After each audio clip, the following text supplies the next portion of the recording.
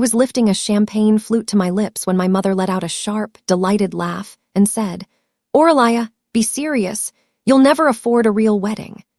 She said it loudly enough for the entire table to hear, her voice carrying across the restaurant's private dining room like she wanted everyone to witness the spectacle.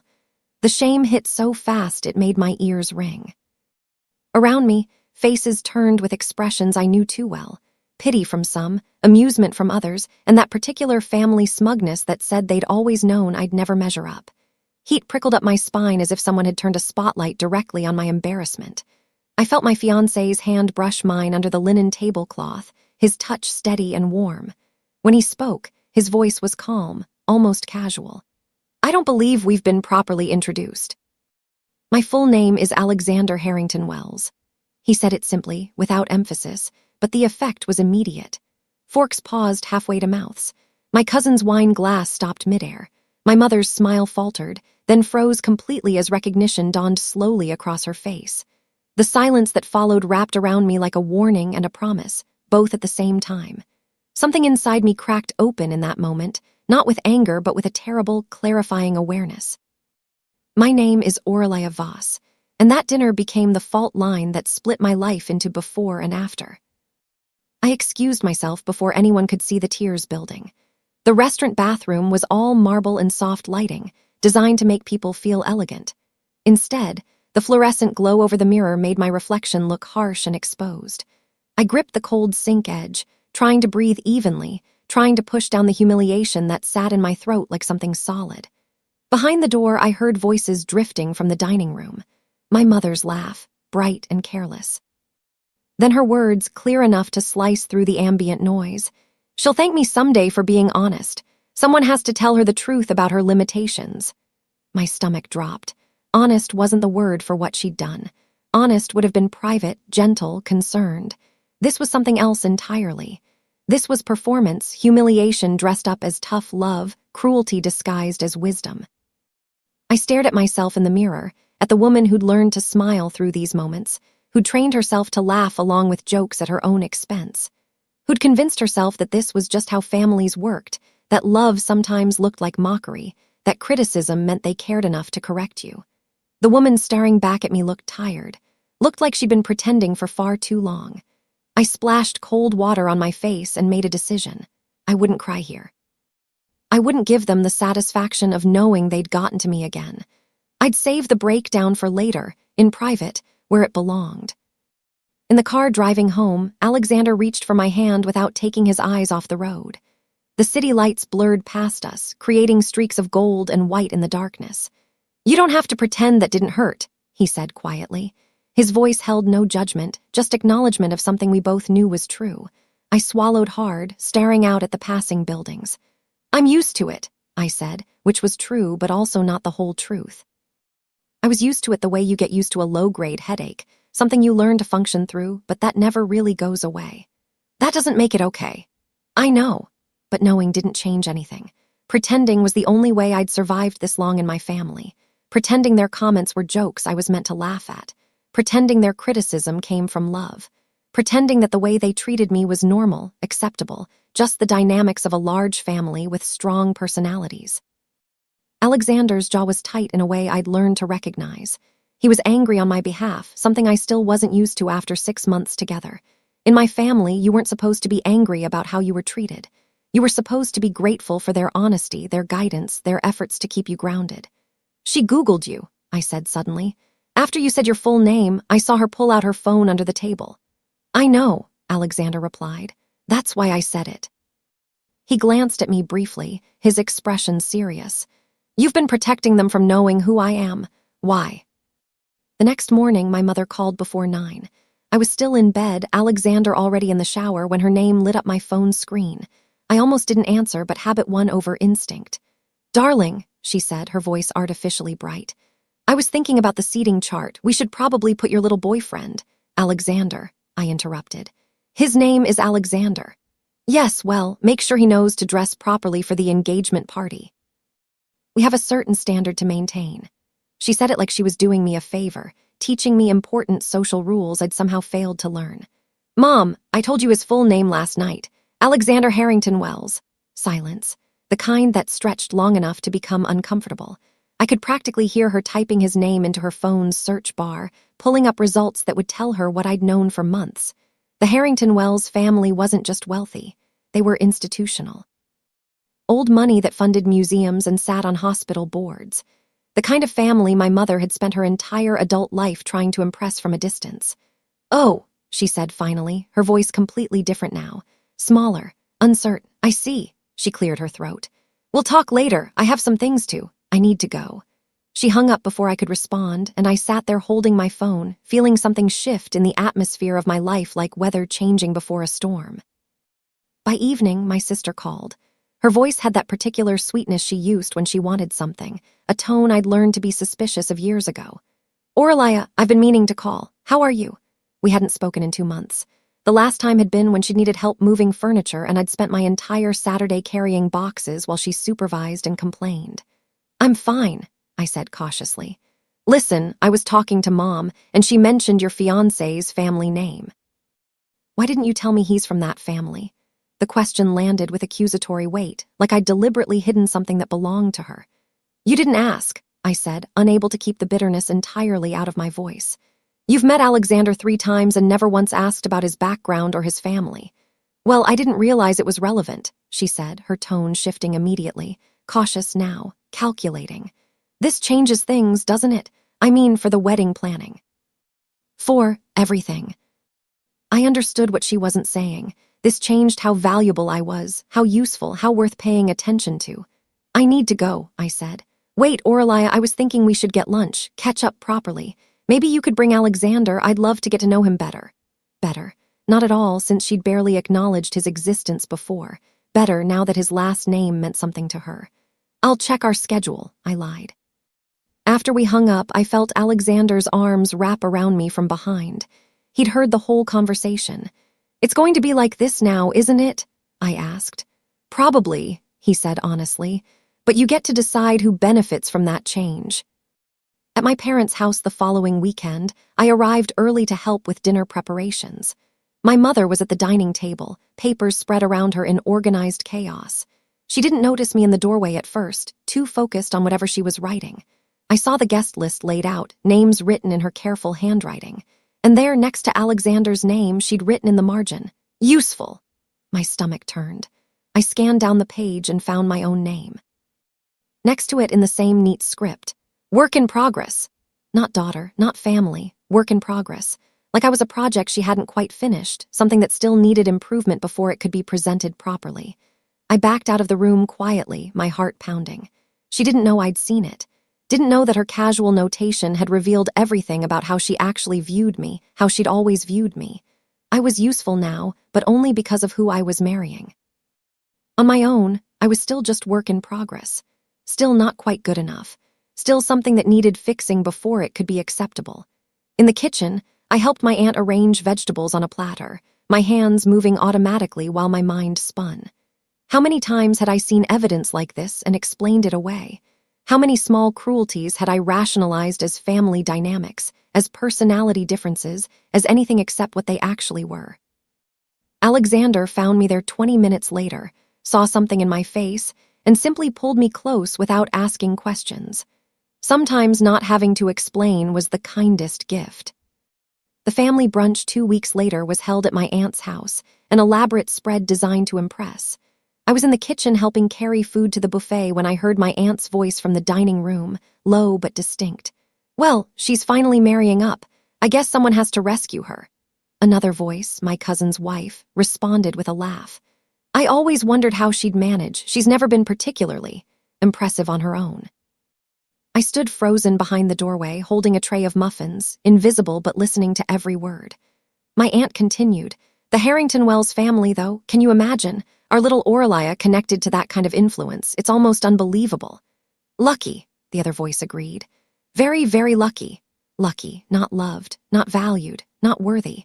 Just lucky that someone from a powerful family had seen something in me that they never had." I set the muffin tray down carefully and walked back to the kitchen, my face burning with humiliation I couldn't show. Alexander was there, helping my uncle with drinks. He took one look at me and set down the glass he was holding. "What happened?" "Nothing," I said automatically. Just overheard some truth." He waited, patient, until I told him what they'd said. His expression darkened, but he didn't explode. He just nodded once like he'd confirmed something he'd suspected. "We're leaving after we eat," he said. "And the next family event is optional, for both of us." The idea that these gatherings could be optional, that I could simply choose not to attend, felt revolutionary and terrifying in equal measure. The budget argument happened at my parents' house, over coffee that had gone cold. My mother had pulled out a wedding planning binder, tabs color-coded, expectations clearly outlined. I'd mentioned wanting to contribute financially to some aspects of the wedding, to feel like I had ownership over my own celebration. My mother's response was immediate and cutting. "Darling, you can't even cover your car insurance without help. Let's be realistic about what you can actually afford." The words landed like a slap. Yes, I'd borrowed money from them for car insurance once 2 years ago when I was between jobs. A loan I'd paid back in full. But in my mother's accounting, that single moment of need had become permanent evidence of my financial incompetence. "I have savings now," I said quietly. "A steady job, I can what? Pay for centerpieces. Oralia, a real wedding costs more than you make in a year. This is why we're here. To make sure you don't embarrass yourself trying to plan something beyond your means." Across the table, Alexander's jaw tightened. He'd been mostly quiet during this conversation, letting me handle my family my way. But I saw his hands clench, saw the effort it took him to stay silent. "We appreciate your input," he said finally, his voice carefully controlled. "But Oralia and I will be making the financial decisions about our wedding together." My mother blinked, surprised by his directness. "Of course," she said, recovering quickly. "I'm just trying to help." But help wasn't what this was. This was control dressed up as concern, my competence questioned so thoroughly that I'd simply hand over all decisions and be grateful someone else was managing things. My father pulled me aside after dinner, his expression serious. He handed me an envelope, pressed it into my hands with a gesture that felt ceremonial. "Here," he said, "a contribution to the wedding. Your mother and I want to help." Relief flooded through me, unexpected and warm. Maybe I'd been wrong. Maybe they did want to support me, not just control me. I opened the envelope carefully. Inside was a pamphlet for a discount bridal outlet, addresses highlighted in yellow. No check. No cash, just a suggestion wrapped as generosity, packaged to look like a gift. "The saleswoman there is very helpful," my father said. "She works with brides on a budget. We thought it might be a good fit for your situation." My situation. Meaning my financial limitations, my inability to afford what they considered appropriate, my need for help from people who understood bargain shopping. I smiled, thanked him, and tucked the pamphlet into my purse. Later, in Alexander's car, I pulled it out and stared at the glossy cover advertising budget elegance for every bride. "They gave me a pamphlet," I said, hearing my voice crack. "Instead of money or support or even just showing up with an open heart, they gave me a fucking pamphlet for discount dresses." Alexander pulled over, right there on the side of the road, and reached for me. I cried into his shoulder while cars passed us, headlights briefly illuminating our car before leaving us in darkness again. "I'm so tired of not being enough for them," I whispered. "You are enough," he said fiercely. "They're just too small to see it." I discovered the registry change on a Tuesday afternoon. Alexander and I had spent weeks carefully selecting items, balancing what we needed with what we genuinely wanted. When I logged in to check on something, half the items were gone, replaced with cheaper alternatives or removed entirely. Fine china we'd chosen, deleted. The kitchen mixer I'd researched for hours, swapped for a basic model. Artwork we'd selected for our future home, gone completely. At the bottom of the registry page, a note, edited for appropriateness, Mom. I called her immediately, my hands shaking with anger I couldn't quite contain. "Why did you change our registry? I was helping you, darling. Some of those choices were above your station. I'm protecting you from looking tacky." "Above my station," I repeated, the phrase so Victorian and cruel that I almost laughed. "Those were things Alexander and I chose together, for our home." "Exactly. You need to be realistic about what fits your lifestyle. The people attending your wedding will notice if you're reaching beyond what's appropriate. I'm saving you from embarrassment." She genuinely believed she was doing me a favor, genuinely thought that her judgment of what I deserved was more valid than my own choices. "I'm changing it back," I said. "Oralia, don't be stubborn. I'm trying to help you navigate this properly." "Stop helping," I said, and ended the call. That evening, Alexander and I restored every item, then changed the registry password so no one else could access it. It felt like a small rebellion, but it mattered. My choices, my home, my life. The family dinner happened at an expensive restaurant my mother had chosen to show off. The entire extended family was there, cousins and aunts and uncles filling a private room with noise and laughter. Midway through the meal, my cousin stood up with his wine glass raised. "A toast," he announced, grinning, "to Orlaya's upcoming wedding. It'll be cute, small, simple, maybe. Backyard." The table erupted in laughter. Even my parents smiled, like this was harmless teasing, family humor I should be able to handle. "Very intimate," another cousin added. "Budget conscious, nothing wrong with that." More laughter. I felt my face burning, felt Alexander's hand find mine under the table. Then he set down his fork with enough force that the sound cut through the conversation. The laughter died. "None of you know anything," he said quietly. His voice wasn't loud, but something in his tone made everyone stop talking. "About the wedding, about Orlaya, about what she's capable of or what she deserves, you don't know anything." The silence that followed was thick with discomfort. My cousin sat down slowly, his smile fading. "We were just joking," someone said weakly. "No," Alexander replied. "You were belittling her, there's a difference." My mother tried to smooth things over, laughing nervously. "Alexander, they didn't mean anything by it. This is just how we are with each other." "Then maybe," he said, his eyes meeting hers directly, "you should reconsider how you are." The dinner ended early. No one quite knew how to continue after that. That night, Alexander asked me the question I'd been avoiding for months. We were in his apartment, the city lights visible through the windows, both of us still dressed from the disastrous dinner. "Have they always treated you like this?" he asked quietly.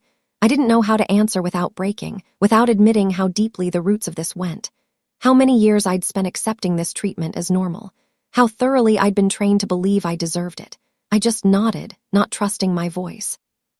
He pulled me close, his arms solid around me, and I felt something I'd never felt with my family, protected. "I need you to know something," he said. "This isn't normal. This isn't how people who love you should make you feel, and you don't have to keep accepting it just because they're family." "They're all I have," I whispered. "That's not true anymore," he said. "You have me. You have my family. You have friends who actually value you. You have choices you didn't think you had." I cried then, really cried, in a way I hadn't let myself in years. Cried for every time I'd smiled through their mockery. For every moment I'd convinced myself their cruelty was love. For all the years I'd spent trying to earn approval that was never going to come. Alexander held me through all of it, and when the tears finally stopped, I felt different, lighter somehow, like I'd put down weight I hadn't realized I was carrying. "What do we do now?" I asked. "Whatever you want," he said. "But I think it's time to stop letting them write your story." My mother became suddenly interested in research. I noticed it first when I stopped by unexpectedly and found her laptop open on the kitchen counter. The screen showed article after article about the Harrington Wells family, their business partnerships, their charitable foundations, their board positions at institutions she'd always dreamed of accessing. She minimized the window quickly when she heard me come in, but not quickly enough. I saw the search history, Harrington Wells family connections, how to network with wealthy families, social protocols for high society. "Doing some reading?" I asked casually. "Oh, just keeping up with current events," she said too quickly. "You know how I like to stay informed." But this wasn't current events. This was strategic research. She was studying Alexander's family, the way someone studies before a job interview, looking for ways to leverage a connection she'd never have earned on her own. Over the next few days, I noticed more changes. She started name-dropping institutions the Harrington Wells family supported, asked carefully casual questions about Alexander's parents, his extended family, their social circles. She pretended it was maternal interest, getting to know my future in-laws. But I recognized it for what it was, ambition.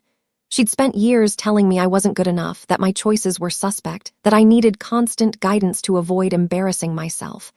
Now I was suddenly interesting, suddenly valuable, suddenly worth paying attention to, not because of anything about me, just because of who I was marrying. The realization should have hurt. Instead, it just made everything clear.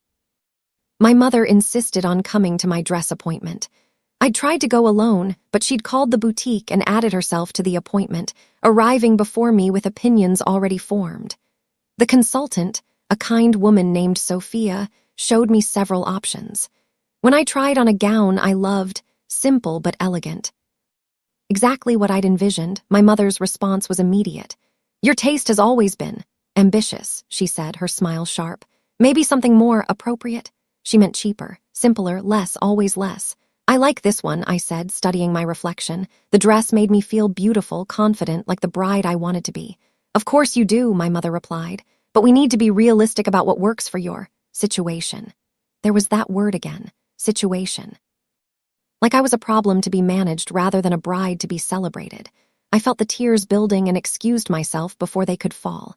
In the bathroom, I gripped the sink and tried to breathe through the shame that had become so familiar. There was a knock on the door. Sophia's voice, "Miss Voss, may I speak with you?" When I opened the door, she handed me tissues and spoke quietly. "I probably shouldn't tell you this, but I think you should know. Your fiancé came in last week. He saw you looking at this dress on your first visit, and he wanted to make sure it would be here when you returned. He already paid for it. He said you deserved to feel seen." My breath caught. Alexander had noticed which dress I'd loved, had come back without telling me, had made sure it was mine. While my mother worked to diminish me, he worked to lift me up. When I returned to the fitting room, my mother was talking to Sophia, clearly trying to negotiate the price down or suggest alternatives. "Excuse me," I said, my voice steadier than it had been all day. "I've made my decision. This is the dress. Oralia, we haven't discussed. There's nothing to discuss. It's my dress for my wedding." My mother's eyes narrowed. "And how exactly do you plan to pay for it?" "It's already paid for," I said. "Alexander took care of it last week." The color drained from her face, not because of the money, but because she'd been cut out of the decision entirely, because her opinion hadn't mattered, because I'd chosen something she deemed too ambitious and someone else had validated that choice. "He shouldn't have done that without consulting the family," she said, her voice tight. "I'm his family," I replied quietly. "Your extended family, there's a difference." I bought accessories that day too. The veil I wanted, shoes that made me feel elegant. A hairpiece that caught the light, and I didn't ask permission or apologize for any of it. When we left the boutique, my mother was silent in a way that felt like defeat. For the first time in my life, I'd chosen something for myself and refused to let her diminish it. The feeling was intoxicating and terrifying in equal measure. That evening, Alexander asked how the appointment went. I stood up to her, I said. About the dress, about everything. He pulled me into a hug. "How did it feel?" "Like I might be able to do this," I admitted. "Like I might actually be strong enough." Alexander suggested a different venue, casual over breakfast like it wasn't a massive shift. "My family has access to the Sterling estate," he said. "If you're interested, we could have the wedding there." The Sterling estate. I'd seen it in magazines, in society pages, in the background of galas attended by people my mother spent her life trying to impress. It was the kind of place she'd studied from a distance, the kind of venue she'd describe in wistful tones while explaining why people like us couldn't expect access. "Are you serious?" I asked. "Completely. My grandmother is on the board, it's available for our date, and honestly I think you'd love it, but only if you want it. This is about what makes you happy." When I told my mother, she was in the middle of sipping tea. She nearly choked, setting the cup down with a clatter. "The Sterling estate." She repeated, "They'd allow you in there." "Not us, not the family. You," meaning me specifically, the daughter she'd spent years convincing everyone was reaching above her station. "Alexander's grandmother arranged it," I said. "It's their preferred venue for family events." My mother's hand trembled slightly as she picked up her phone. I knew what would happen next. She'd take photos of the venue, share them with friends, suddenly become very involved in planning decisions she'd previously dismissed as unnecessary. And she'd do it all while pretending she'd supported this choice from the beginning. "This changes the guest list," she said, already calculating. "We'll need to invite different people who can appreciate a venue like that." "The guest list is already set," I told her, "with people we actually want there." Her eyes flashed with something like panic. She was losing control of a narrative she'd built her entire social identity around. I overheard the conversation by accident. I'd arrived at my aunt's house early to help with preparations for a family gathering, and voices drifted from the living room where they didn't know I was in the hallway. My mother's voice, speaking to my aunt in hushed tones. "If she plays this right, we might finally have the connections we've needed for years.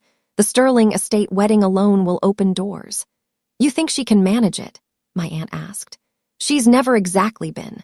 socially sophisticated. Alexander's family will handle the sophistication, my mother replied. Aurelia just needs to not ruin it. The point is the association. Once we're connected to the Harrington Wells family through marriage, opportunities will follow. Not she, not my daughter. She was already planning how to use my marriage for social advantage, how to leverage my relationship for access she'd never earned. Do you think she understands how important this is? My aunt asked. She will, my mother said confidently. Once she sees what this could mean for all of us, she'll understand her responsibility to the family. I left before they could find me standing there, feeling sick. This wasn't about my happiness or my future. It was about what I could provide for them, what my marriage could do for their social climbing, what Alexander's last name could buy them in terms of access and influence. I'd spent years believing they loved me despite finding me disappointing. Now I understood they didn't love me at all. They loved what I could do for them. And now that I'd finally become useful, they were determined to extract every possible benefit from my existence. The text message came from my cousin by accident. I recognized immediately that it wasn't meant for me, probably sent to the wrong contact by mistake. Aurelia finally got lucky. She's not exactly marriage material, but her fiancé's name could fix the family image. We should definitely maintain the connection once they're married. My hands shook as I read it. Marriage material. Like I was a product being evaluated, found deficient, but acceptable as long as I brought something valuable to the transaction. I screenshot the message before my cousin could delete it, saving it along with all the other evidence I'd been unconsciously collecting. Every dismissive comment, every public humiliation, every moment they'd made clear I wasn't good enough on my own. I called Alexander, my voice steadier than I felt. "Can you come over? I need to show you something." When he arrived and I showed him the text, his expression went dark. Not angry exactly, something colder than that, more resolved. "This is who they are," I said. "This is how they've always seen me. I just didn't want to believe it." "What do you want to do?" he asked. "I don't know, they're still my family. I can't just—" "Yes, you can," he interrupted gently. "You can absolutely you can set boundaries, you can limit contact, you can build a life that doesn't include people who treat you like a commodity." The idea terrified me. Family was supposed to be permanent, unbreakable, the one thing you couldn't walk away from no matter how bad it got. But Alexander was offering something different, permission to choose myself, permission to say that love shouldn't hurt this much, permission to imagine a future where I wasn't constantly trying to earn acceptance from people who'd never planned to give it. 2 days later, Alexander sat me down in his apartment with coffee and a seriousness that made my heart race. "I've been thinking about the wedding," he said. "About all of this." My stomach dropped. For a terrifying moment, I thought he was going to say this was too much drama, that dealing with my family wasn't worth it, that he'd reconsidered everything. "You don't have to involve them," he continued. "In the wedding or in our life, we can build this celebration and our future without their noise. Without their judgment, without you having to constantly defend your choices or prove your worth." The idea was simultaneously terrifying and thrilling. "They're my family," I said weakly. "That doesn't mean they get unlimited access to hurt you. That doesn't mean you owe them front row seats to your life just because you share DNA." He took my hand. "I'm not saying cut them off completely. I'm saying you get to decide the terms of engagement, how much they know, how involved they are, how much power they have to affect you." "They'll be furious," I whispered. "Good," he said firmly. "Let them be furious. Let them sit with the consequences of how they've treated you. Maybe it'll teach them something." I thought about my mother's guest list notes, about being called work in progress, about the lifetime of small cuts that had taught me I was never quite enough. What if I can't do it? What if I try to set boundaries and just cave the first time they push back? "Then we try again," Alexander said. "Boundaries aren't built overnight, they're practiced, and I'll be right here while you practice." That night I drafted an email to my mother. Short, clear, establishing new terms, limited involvement in wedding planning, no unsolicited opinions about my choices, respect for decisions Alexander and I made together. I stared at it for an hour before hitting send.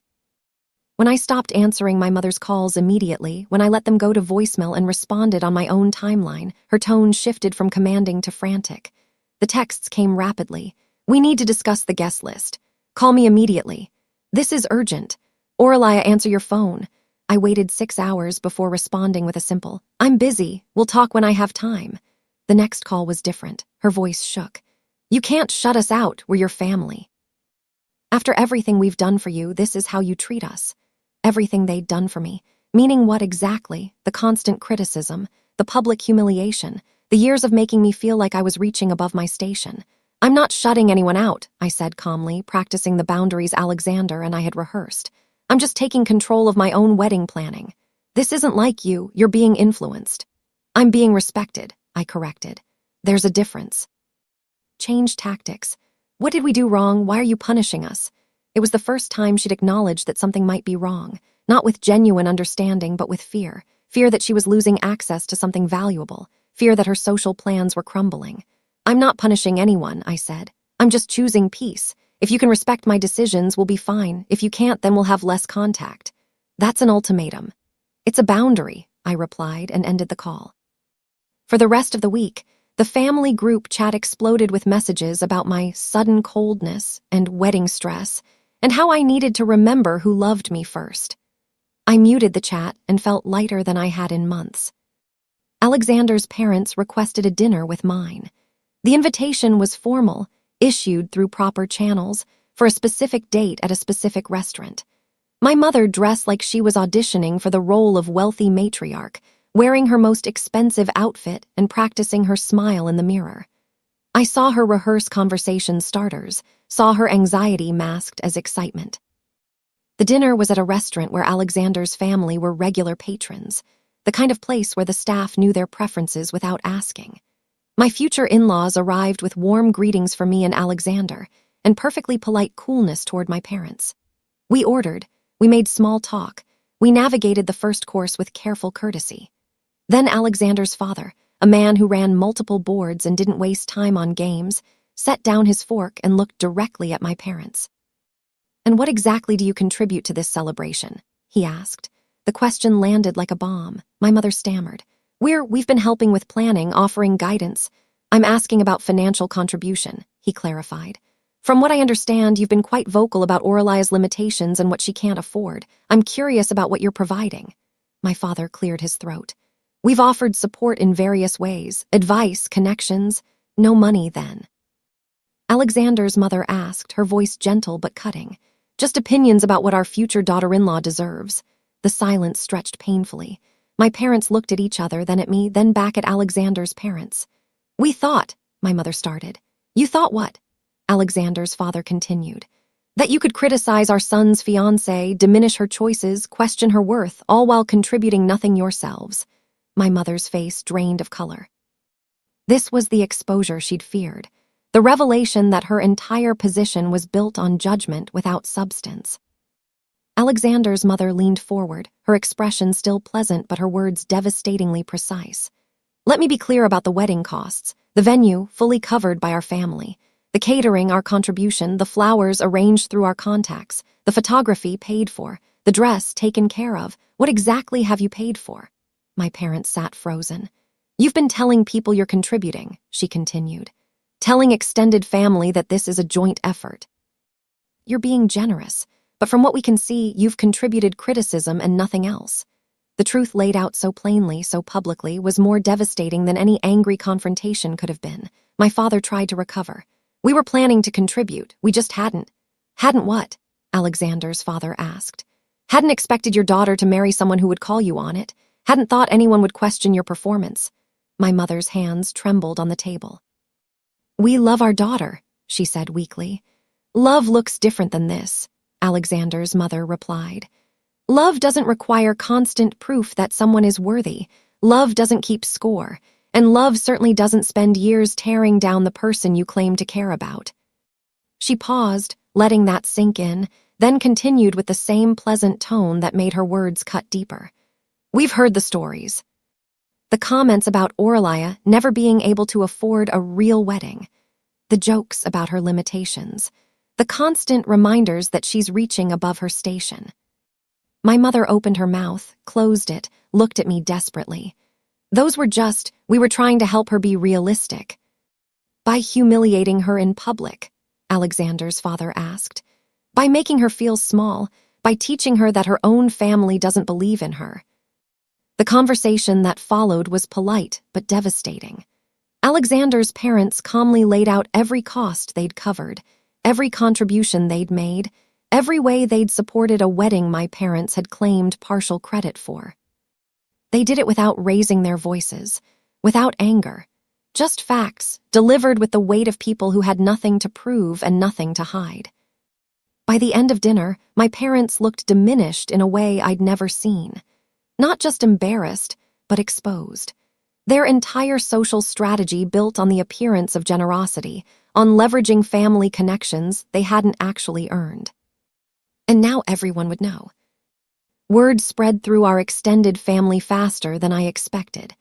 Not through gossip, exactly, but through quiet conversations and careful questions. Relatives who'd heard my parents boasting about their contributions to my wedding started asking direct questions about specifics. When those questions couldn't be answered, when the fiction couldn't be maintained, everything unraveled. My aunt called, her voice tight. "Your mother told me she was handling the venue costs, but I heard from someone who knows the Sterling estate coordinator that the Harrington Wells family booked everything." "That's correct," I said simply. "So she lied?" "Yes." The word hung between us. My aunt had spent years defending my mother's treatment of me, explaining away the cruelty as honesty, the humiliation as tough love. Now she was confronting evidence that the narrative she'd believed was built on lies. Other relatives stopped taking my parents' calls. Invitations to family events dried up. The cousin who joked about my cute little backyard wedding suddenly found himself uninvited from the actual ceremony. The reputation my mother had worshipped, the social standing she'd built her identity around, crumbled in a matter of days. Not because of anything I did, not because I spread gossip or sought revenge, simply because the truth emerged and people drew their own conclusions. My mother called, crying for the first time I could remember. "How could you let them humiliate us like that?" "I didn't," I said quietly. "You humiliated yourselves. They just refused to play along with the fiction. We're being excluded from everything. People are treating us like we're—" "Like you've been treating me," I interrupted. "Like you're not good enough, like you're reaching above your station. Yes, now you know how it feels." She hung up without responding. The wedding day arrived with clear skies and perfect weather. The Sterling estate looked like something from a magazine, exactly the kind of venue my mother had said I'd never afford. Flowers Alexander and I had chosen together. Music we'd selected. Details that reflected who we actually were, not who anyone else thought we should be. My mother sat quietly in the third row. Not the front row where mother of the bride traditionally sat, but the third row, where she'd been placed deliberately, where she'd understand exactly how peripheral she'd become. She looked small and shaken in a way I'd never seen. Her expensive outfit seemed like costume now, her practiced social smile absent. The ceremony was beautiful. I walked down the aisle on my own, having declined my father's traditional role. This wasn't about him giving me away. This was about me choosing my own future. Alexander's eyes were steady on mine, full of the respect and love my family had never shown. When we exchanged vows, I felt no grief over who wasn't there, only joy about who was. After the ceremony, as guests moved toward the reception, my mother approached me. She looked like she wanted to speak, wanted to insert herself into this moment somehow. Before she could reach me, Alexander's mother gently stepped between us. "Let her enjoy her moment," she said softly, not unkindly but firmly. My mother stepped back, and I saw something in her face I'd never seen before, the understanding that she'd lost something she couldn't get back. Not just access, but the relationship itself. The daughter she'd spent years diminishing had finally stopped trying to earn her approval. And now it was too late to undo the damage. Weeks later, my mother called. I was in the home Alexander and I were building together, unpacking boxes in a kitchen that smelled like fresh paint and possibility. The home we'd chosen without anyone's permission or input. "We shouldn't have said what we said," she whispered when I answered. Her voice was raw in a way I'd never heard. "We didn't realize." "I know," I said, "but you meant every word at the time. That's what matters." We were trying to protect you, to keep you from being disappointed." "No," I interrupted gently. "You were trying to keep me small, to make sure I never outgrew the role you'd assigned me. There's a difference." She was quiet for a long moment. "Can we fix this?" I looked around the kitchen, at the expensive mixer my mother had deleted from our registry, at the artwork she deemed too ambitious, at all the choices Alexander and I had made that reflected who we actually were. "I don't know," I said honestly, "but I know it won't look like it did before. I won't go back to being the daughter who accepts humiliation as love, who apologizes for wanting things, who shrinks herself to make you comfortable." "What do you want from us?" "Respect," I said simply. "Not because of who I married, just because I'm your daughter and I deserve it." She started to cry. "I don't know if I can change. I don't know how to be different." "Then we'll have very limited contact," I replied, "because I can't go back to being that person, the one who believed she deserved how you treated her. I've built a life now with someone who actually sees me, and I won't risk that for people who have only recently decided I might be worth their time." After we hung up, I set the phone down and looked around the home Alexander and I were building together. A life not bought by a name, but strengthened by respect I'd never known in my childhood, by partnership instead of performance, by being valued for who I was instead of what I could provide. Alexander came into the kitchen, saw something in my face, and simply wrapped his arms around me. "You okay?" he asked. "Yeah," I said, and realized I meant it. For the first time in my life, I actually am. I'd spent years trying to earn love from people who'd never planned to give it freely, who'd seen me as work in progress, as someone useful only when I brought value they recognized. Now I was building something different, a life where I didn't have to prove my worth every day, where my choices weren't questioned, where respect was the foundation, not something I had to fight for. My mother had said I'd never afford a real wedding. She'd meant it as limitation, as evidence of my inadequacy. But standing in my beautiful home, in the life I'd built with someone who actually valued me, I understood the truth. I'd always been able to afford exactly what I needed. I just needed to stop letting people who didn't value me decide what that was. For the first time in 28 years, I felt entirely free. Not because I'd married someone with a powerful last name, but because I'd finally learned to see myself the way Alexander had always seen me, worthy, capable, and deserving of respect without condition. The wedding had been beautiful. The marriage would be built on something even better, mutual respect, genuine partnership, and the understanding that love shouldn't require constant proof of worth. My mother's words had been meant to diminish me. Instead, they'd become the catalyst for claiming a life she'd never imagined I deserved. And that, more than any expensive wedding, was the real victory.